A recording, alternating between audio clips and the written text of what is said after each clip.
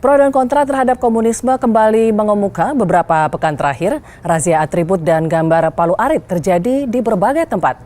Banyak yang khawatir simbol-simbol komunisme ini akan menjadi sinyal paham ini kembali menguat di tanah air. Sementara di lain sisi aksi penyitaan buku dan atribut komunis dianggap berlebihan. Reaksi menolak atribut Partai Komunis Indonesia atau PKI yang berlambang Palu Arit kembali marak di sejumlah daerah termasuk Jakarta. Yang menolak beralasan TAP MPRS nomor 25 tahun 1966 belum dicabut sehingga apapun yang terkait komunisme tidak boleh ada. Baru-baru ini publik bahkan dihebohkan dengan munculnya sebuah viral di salah satu media sosial terkait pembuatan 102.000 kaos bergambar Palu Arit untuk menyambut hari lahir PKI 9 Mei 1914. Sebelumnya, buku dengan judul Palu Arit ditemukan di sebuah toko di daerah Jalan Dewi Sartika, Cililitan, Kramat Jati. Petugas Komando Distrik Militer Jakarta Timur, Menteri Koordinator Politik Hukum dan Keamanan Luhut Binsar Panjaitan, meminta polisi selektif dan tidak berlebihan dalam menindak pengedar kaos berlogo Palu Arit. Luhut juga memastikan pemerintah tetap memperhatikan fenomena yang terjadi. Dan saudara sudah hadir bersama saya di studio Liputan 6, Menteri Koordinator Politik, Hukum dan Keamanan Indonesia, Bapak Luhut Binsar Panjaitan. Selamat datang Pak. Pak Luhut, ini beberapa pekan terakhir ya, ramai sekali pemberitaan di media, khususnya di sosial media Pak, tentang razia atribut Palu Arit. Apa sikap pemerintah Pak Luhut? Ini kan konteksnya dalam rangka penuntasan pelanggaran HAM kan yang berpuluh-puluh tahun sudah menjadi seperti trademark Indonesia. Nah, kita ingin nuntasin semua itu. Nah, salah satu dari pelanggaran HAM berat itu yang disebut-sebut orang asing itu adalah mengenai G30 SPKI. Nah, konteks pelanggaran HAM berat G30 SPKI ini kan berlarut-larut yang menurut hemat saya jadi merugikan pemerintah Indonesia karena selalu diisukan bahwa kita melakukan pembunuhan besar-besaran sampai ada yang nyebut 400.000, ada yang 1 juta atau berapa, yang itu kan kebenarannya tidak pernah ada evidence mengenai itu. Nah, yang terakhir kita dengar ada pengadilan di Belanda yang mengadili masangkut pelanggaran HAM G30 SPKI seolah-olah kita tidak bisa menyelesaikan masalah kita sendiri. Nah, dengan berpikir seperti itu saya ingin mempercepat proses. Ini prosesnya sudah jalan sebenarnya, bukan tidak jalan oleh Kejaksaan Agung, Kumham, semua sudah jalan ini. Dengan juga Komnas HAM sudah jalan. Jadi saya ingin percepat. Nah, percepat itu bagaimana? Kita ingin supaya dunia internasional tahu bahwa proses penyelesaian pelanggaran HAM ini kita lakukan secara terbuka, transparan untuk semua tahu. Nah, supaya itu jadi, kita ingin lihat dari pendekatan sejarah, yaitu kita lihat pelanggaran HAM apa yang dilakukan oleh PKI tahun, mungkin kalau kita bisa mundur ke tahun 28, tapi oke lah kita mulai dari 48, 63 dengan 65, bahwa ada benang merah bahwa PKI itu melakukan pelanggaran berat di Indonesia sebenarnya, pembunuhan tokoh-tokoh agama kita dan pada puncaknya sebenarnya membunuh 6 jenderal pada tahun 65. Nah, tapi kan sekarang ini setelah sekian lama tertutup begini, seolah-olah bahwa Orde Baru itu yang membunuh PKI ini gitu. Padahal sebaliknya. Nah, tapi karena tidak pernah diungkap dengan jelas, dengan transparan, begitulah persepsi itu. Nah, saya pikir harus dibuka dengan baik. Nah, kita bikinlah simposium itu, kita undang semua. Itu undang pertama kali. Supaya dengan demikian, dunia internasional tahu bahwa kita ingin menyelesaikan HAM ini secara terbuka. Dan itulah demokrasi itu. Jadi jelas gitu. Jadi kalau pegangan kita apa? Supaya jangan lari kemana-mana. Yaitu tadi Undang-Undang nomor 27 tahun 99. Itu ada jelas-jelas di situ pasal 107A, B, C. Jelas di situ dikatakan kalau Anda melanggar ketentuan-ketentuan ini, yaitu tadi paham komunis, Anda bisa dipenjara dari 12 tahun, 15 tahun, sampai 20 tahun. Kita tidak lari dari situ. Yang kedua adalah sebenarnya TAP MPR S tahun 66. 66 ya. Dan kemudian TAP MPR tahun 2003. Nah, dari 3 tadi ini, 2 TAP ini dan 1 undang-undang ini, itu pegangan kita. Jadi koridor main kita di situ. Saya ulangi, koridor main kita di situ. Jadi nggak boleh juga orang bilang nih mau kemana pemerintah, kita tahu kok, atau ada ahli-ahlinya ikut sama kami. Ada itu Profesor Seno Aji yang paham mengenai hukum pidana, ada macam-macam itu tuh. Kita undang supaya mereka memberikan nasihat pada kita, jangan salah gitu. Nah, kenapa ada yang kritik saya bilang, wah ini ada sudah menteri yang bilang tren anak muda gitu. Sebenarnya saya ingin katakan itu, kita jangan juga eksesif atau terlalu represif melakukan tindakan-tindakan itu. Kenapa? Kalau itu kita lakukan, nanti balik-balik di dunia internasional bilang lagi, ternyata Indonesia represif, Indonesia itu diktator. Kita kan nggak mau. Paradigma sekarang tuh udah berubah. Lain dari waktu era saya jadi perwira, kembali mungkin tahun 70-an. Itu suasana dengan sekarang beda. Jadi mindset kita pun harus berubah. Nah, untuk mensikapi semacam ini, kita harus juga jernih melihat. Nah, saya juga tidak setuju terus kita ada orang pakai logo terus bikin ini komunis. Belum tentu, bisa aja tren tadi saya bilang tadi. Nah, yang saya minta pada Pak Kapolri, coba dilihat ke belakangnya dari mana dia dapat ini. Nah, diusut dengan jernih. Jadi dengan tenang kita melakukan, jangan kita gerusak-gerusu aja seolah-olah negeri ini udah keadaan bahaya. Kita tahu kok apa yang kita lakukan. Kita punya semua instrumen untuk mengontrol itu. Tidak ada yang perlu dikhawatirkan. Orang bilang ini pemerintah sudah kecolongan di mana? Oke Pak Luhut, kita coba lihat dulu komentar Bapak mengenai simbol Palu Arit ini Pak, tanggal 9 Mei lalu ya, di Medan Merdeka. Kita lihat dulu.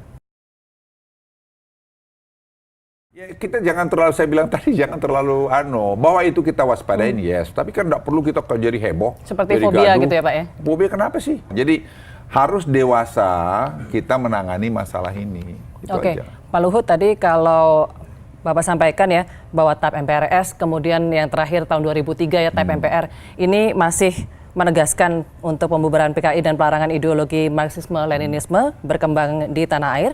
Bisa dijelaskan Pak, apa batasan atau definisi dari penyebaran paham komunisme? Apakah mengenakan kaos bergambar Palu Arit termasuk kategori melanggar hukum?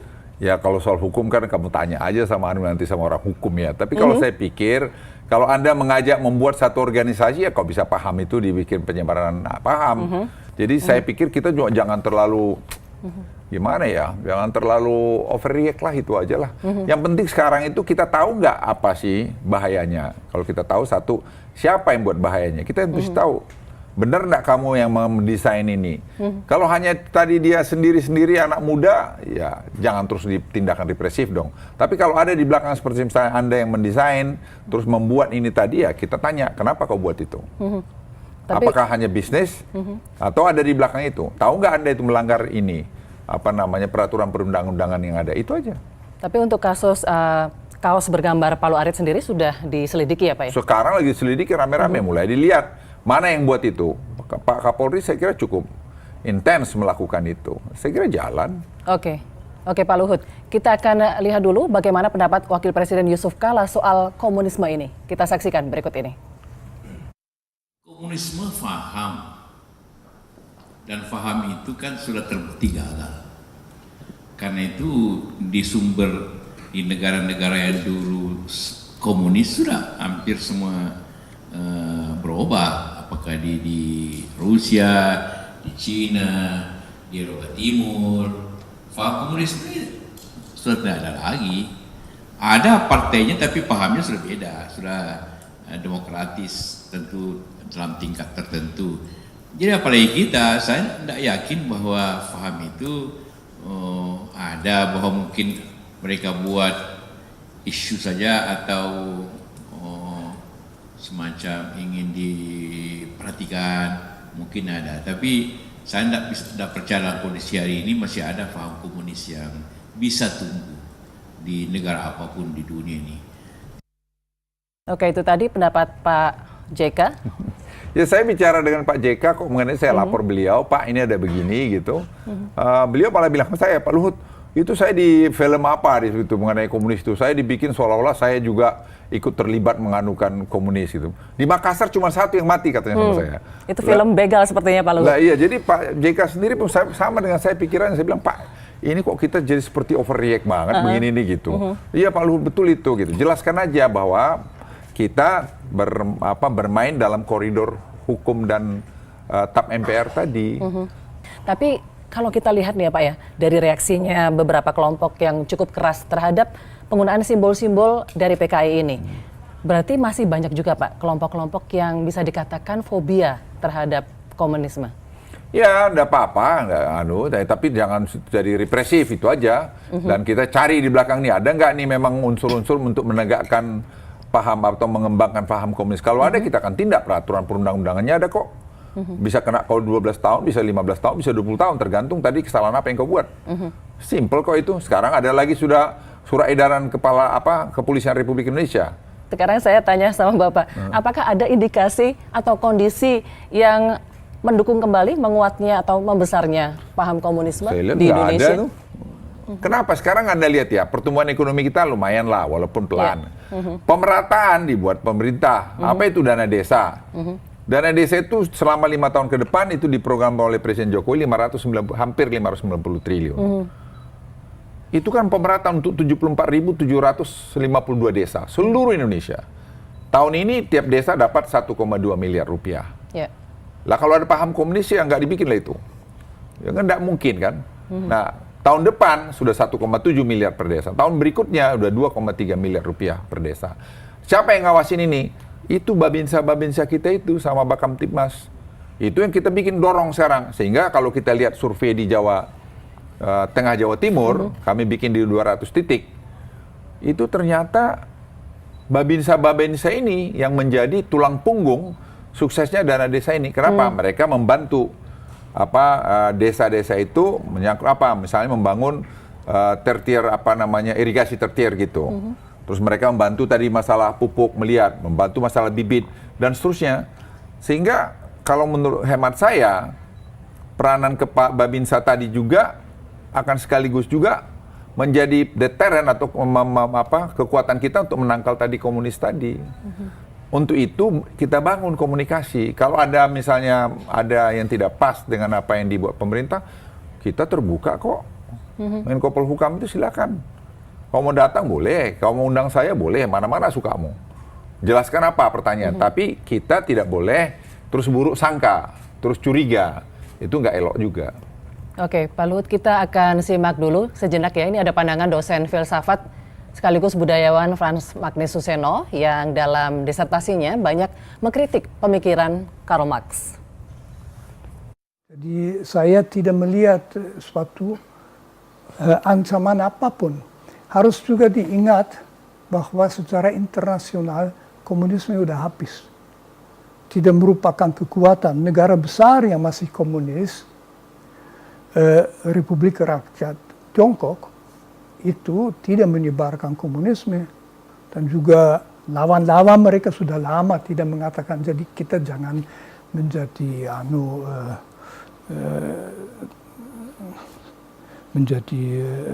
aneh-aneh di dalam hal ini. Oke, paham komunisme sudah habis menurut Pak Frans ya. Jangan menjadi aneh-aneh, begitu Pak Luhut? Ya, kalau Pak Magnus ini kan sudah profesor, doktor dalam bidang filsafat ya. Tentu beliau lebih arif dari kita melihatnya ya. Ya kalau saya bilang tetap harus diwaspadai karena bisa aja muncul kalau tidak ada keadilan. Jadi ketidakadilan itu menjadi bibit untuk bisa tumbuh dia. Nah makanya kita perangin itu tadi, pemerataan itu harus jalan. Nah jadi kalau itu jalan, saya sih masih percaya tidak ada masalah itu buat kita. Pak Luhut, tapi ini kan Pak Jokowi menginstruksikan ya kepada Bapak untuk mencari kuburan massal ini katakan para korban tahun 65, katakanlah korban pelanggaran HAM. Apakah yang sudah Bapak lakukan atau akan lakukan? Jadi gini, ini sebenarnya kan bermula waktu simposium itu. Simposium itu saya minta, yang pertama pembicara itulah Pak Sintong Panjaitan. Oke. Kenapa saya minta Pak Sintong Panjaitan yang bicara? Karena dia pelaku sejarah yang langsung terlibat. Nah, yang lain tuh, yang pura-pura muda di Akademi Militer, hampir nggak ada yang langsung. Dia di RPKD. Nah, dia yang menceritakan di dalam simposium itu, bahwa Pak Sarwedi itu merintahkan, hindari jangan sampai terjadi pembunuhan. Sehingga Pak Sintong cerita selama 3 bulan terakhir tahun 65 itu, sampai kepada Januari, itu di Jawa Tengah itu yang ditembak mati oleh RPKD, oleh TNI hanya 1 orang. Nggak lebih dari itu. Jadi Pak Sintong bilang, kalau dibilang kuburannya itu 400.000, di mana gitu loh. Masa iya seluruh Jawa Tengah itu nggak ada kuburan massal? Masa nggak ada, dibilang. Sampai dia challenge, UGM ini kan Gama istilahnya. Gama ini kan banyak mahasiswanya. Masa nggak bisa lihat ada kuburan massal? Masa kok kami dituduh yang membunuh banyak? Dia bilang, Pak Sintong bilang, yang betul, saya menemukan waktu itu ada mayat di Begawan Solo, itu kira-kira 19 atau 20 orang. Tapi itu juga tokoh-tokoh agama, saya lihat yang mati, ada pastor, kalau tidak keliru dia bilang ada tadi tokoh alim ulama, itu yang bunuh PKI. Dan kalau dibilang PKI yang banyak dibunuh, di tempat saya bertugas di Jawa Tengah selama 3-4 bulan terakhir itu nggak pernah lihat. Saya nggak tahu setelah itu, tapi setelah itu menurut saya situasi lebih terkendali. Kalau ada mati atau beberapa ratus orang ya saya nggak tahu. Nah dari situlah pikiran saya datang. Pernah nggak kita buat menemukan kuburan massal? Kan nggak pernah. Satu. Yang kedua, banyak disertasi tulisan-tulisan untuk PKI, G30 PKI selalu mencari korban itu metodologinya itu tidak ada yang fakta di lapangan. Selalu asumsi-asumsi gitu. Terakhir adalah Profesor Iwan yang dari Harvard. Nah, PhD-nya juga dalam bidang ini. Kami undang di kantor, kita diskusi. Dia setuju juga. Dia menulis 400.000, saya tanya, Bapak 400.000 dari mana datanya? Ya memang aja random dari beberapa tulisan-tulisan, ya diambil diambil rata. Lah tapi fakta nggak ada. Nah dari situlah saya datang. Nah kita umumkan siapa yang bisa kasih clue-nya ke situ. Ada dibilang 122 kuburan massal. 122 titik. Ya, titik. Oke, kita lihat. Nanti kita mau periksa dulu. Nah, kalau kita mau ambil random nanti kita lihat. Dari situ kita bicara angka. Karena kalau angka ini terus sampai generasi yang akan datang dibawa-bawa, terus seolah-olah kita ini Holocaust, negara yang pembunuh. Saya nggak rela gitu loh. Saya nggak rela TNI itu dituduh melakukan pembunuhan massal waktu itu. Iya, Pak Luhut, ini bicara soal data tadi ya. Ini ada beberapa data juga yang kami peroleh tentang kuburan massal. Kita bisa tampilkan? Ya, ini dikatakan pembunuhan massal di tahun 65. Ini dari Pangkop Kamtib. Ini Pak Sudomo. Ini menyatakan sebanyak 78.000 jiwa. Kemudian berikutnya dari Bapak Sarwo Edi menyatakan ada 3 juta jiwa, Pak. Selanjutnya, ini dari Komisi Pencari Fakta yang menyatakan menemukan 78.000 korban. Seperti jumlah yang disampaikan oleh Bapak Sudomo. Tanggapan Bapak? Ya, gini, saya tanya sama Pak Sintong, itu Pak Sarwedi ngomong itu. Pertanyaan kita di mana dia ngomong? Nggak ada yang pernah bisa buktikan. Ada wartawan asing datang ke saya, dia bilang, General Sarwedi said 3 million. Saya bilang di mana? Nggak bisa jawab. Jadi dari mulut ke mulut aja berita ini. Nggak pernah ada hard evidence-nya. Siapa yang mau bunuh 3 juta orang? Penduduk Indonesia waktu itu kurang dari 100 juta orang. Tahun 65 sekitar itu ya? Kurang dari 100 juta ya? Kurang, 90 jutaan kalau coba lihat datanya lah. Kan nggak mungkin. Nah ini yang kita ingin luruskan. Dulu gampang sekali bicara. Ya mungkin Pak Sudomo dengan segala hormat saya, beliau sudah pergi. Ya 78.000 gitu. Itu saya tanya, saya nggak percaya Hut, dia bilang. Nggak percaya. Kalau ada yang mati di situ 1.000, 2.000, saya nggak tahu, itu pun saya nggak percaya katanya. Ya undang aja nanti Pak Sintong ngomong. Karena dia bilang saya terlibat di sana. Nggak ada gitu. Nah ini yang saya maksud pada teman-teman juga di TNI yang sudah pensiun itu, supaya kita simak baik-baik. Masa kita mau dibilang bunuh banyak-banyak? Ya enggak lah. Saya nggak rela gitu loh. Karena saya tahun 65 udah SMA. Saya di Bandung. Saya nggak pernah lihat tuh di Bandung ada sekitarnya pembunuhan rame-rame. Nah, oleh Pak Sintong diverifikasi tuh, klasifikasi daerah. Daerah yang paling banyak yang rame komunis adalah Jawa Tengah. Yang mengakui Dewan Revolusi yang pertama itu cuma Jawa Tengah. Jadi kegiatan yang banyak itu Jawa Tengah. Lah mestinya yang mati itu paling banyak di Jawa Tengah. Lah saya bilang saya di Jawa Tengah. Saya tidak melihat angka sampai ribuan yang mati. Tapi apakah sekarang mungkin pemerintah atau pihak lain seperti Komnas HAM misalnya sedang mencari, katakanlah begitu, titik-titik yang Ya kita disebut sama-sama dengan kuburan Komnas massal HAM tadi? kok. Komnas HAM kami kerjasamanya dekat. Ini bukan hanya kerjanya Polhukam loh. Ini semua instansi terkait ikut dalamnya ini. Ya kita sama sepakat. Oke, kita lihat. Nah sekarang tinggal kami lagi memverified mana yang mau kita mau yang kita random. Nah kalau udah kita lihat nanti ternyata isinya kita harus hati-hati juga ini. Harus ada ahli forensik, harus segala macam supaya nanti betul-betul jangan datanya itu dibuat bohong. Ya. Lah kalau hanya ketemu 10 misalnya satu kuburan. Lah katanya 122, kita ambil 3 misalnya cuma 10, 5 apa. Lah kan enggak sampai 1000. Kalau benar itu. Dan itu seluruh Indonesia katanya. Saya pikir seluruh Indonesia di mana pembunuhan massal seluruh Indonesia? Saya masih ingat semua. Ini yang buat saya pribadi yang mengganggu. Kok Indonesia ini jadi bangsa pembunuh? Enggak lah. Ya, dan seandainya pun nanti ketemu, mungkin harus diidentifikasi betul ya Pak ya. Apakah itu benar-benar apakah terkait? benar dibunuh oleh PKI? Atau malah PKI yang membunuh non PKI? Ya pada zaman itu kan yang awal-awal membunuh-bunuh itu kan PKI. Ini kan sebab akibat. Dibunuh jenderal-jenderal itu 6 orang ya dibalas bunuh. Itu yang dibilang ini peristiwa politik kan. Kebetulan yang sekarang kalah itu komunis. Coba kalau kalah TNI, ya bubar dibunuh mungkin lebih banyak lagi yang mati. Pertanyaan terakhir, seandainya kemudian nanti ditemukan salah satu titik atau beberapa titik kuburan massal, apakah yang akan diambil oleh pemerintah? Langkah apakah yang akan diambil? Ya, apakah meminta forensik, maaf atau apa? Kita lihat forensik. Kita belum ada pikiran tuh untuk minta maaf tuh. Orang bilang pemerintah atau presiden mau minta maaf, nggak pernah. Belum ada terpikir sama saya minta maaf. Kita belum ada sekarang apa yang mau minta maaf. Saya masih menunggu besok laporan daripada hasil simposium. Nggak ada pikiran kita paling jauh-jauh kita menyesalkan peristiwa ini sebagai lembaran kelam daripada bangsa ini yang kita harus menatap ke depan lebih bagus. Karena nggak boleh hanya lihat 65 loh ya. Kita harus lihat tadi juga tahun 63. Bandar Betsi segala macam itu. 48. Itu kan bagaimana yang kita lihat tahun 48 Muso. Bagaimana mereka membantai alim ulama dan waktu itu. Sekarang malah tadi Pak Fadlizon bilang sama saya, dia kan belajar sejarah. Dia bilang PKI itu nggak mengakuin kemerdekaan Republik Indonesia tahun 45 kok. Lebih parah lagi. Itu sebabnya dia melakukan kegiatan-kegiatan ini. Saya bilang kamu kasih saya anunya dong gitu. Bahan kajian sejarahnya gitu. Jadi menurut saya kita ini ingin meluruskan ke luar internasional bahwa kita proses pelanggaran HAM kita selesaikan betul-betul terbuka. Jadi sekiranya bagus juga perdebatan ini rame sehingga nanti kalau kita pada akhirnya mengeluarkan deklarasi bahwa kita sudah selesai dengan HAM ini, ya kita sudah lakukan transparan. Tadi saya makan siang dengan 3 duta besar dari negara-negara Pasifik.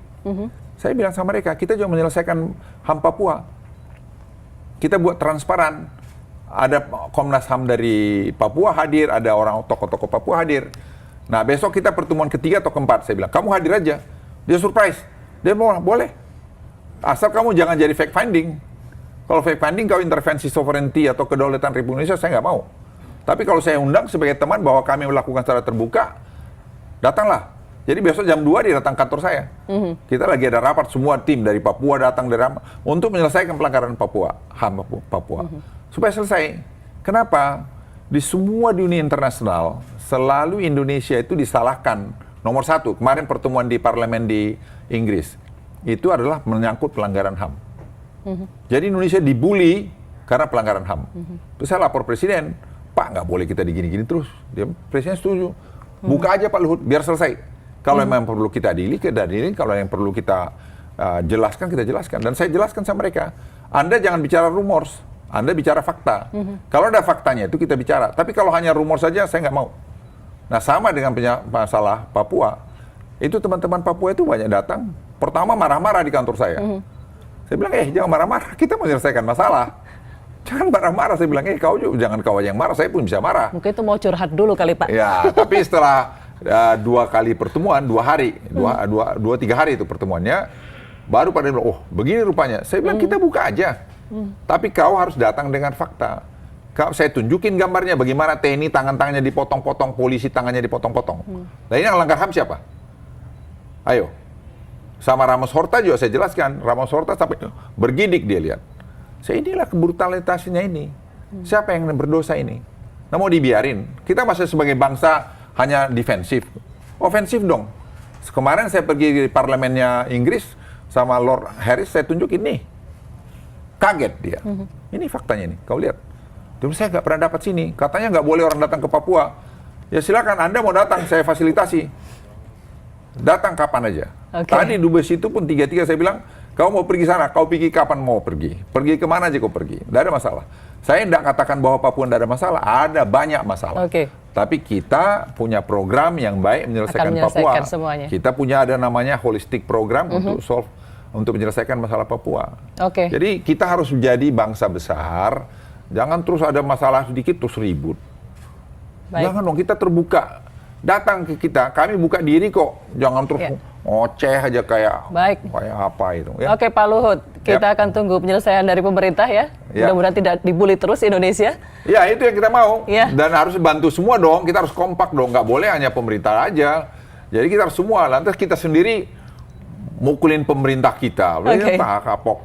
Nanti repot kita. Atau kita sepakat aja. Nggak usah di-touch. Ya, kalau kita dibully dari luar, jangan ribut. Nanti kita support. Terima kasih Pak Luhut sudah berbagi informasi dengan Liputan 6. Dan sampai di sini, saudara, wawancara khusus kami tentang komunisme di Indonesia. Sampai jumpa di lain kesempatan.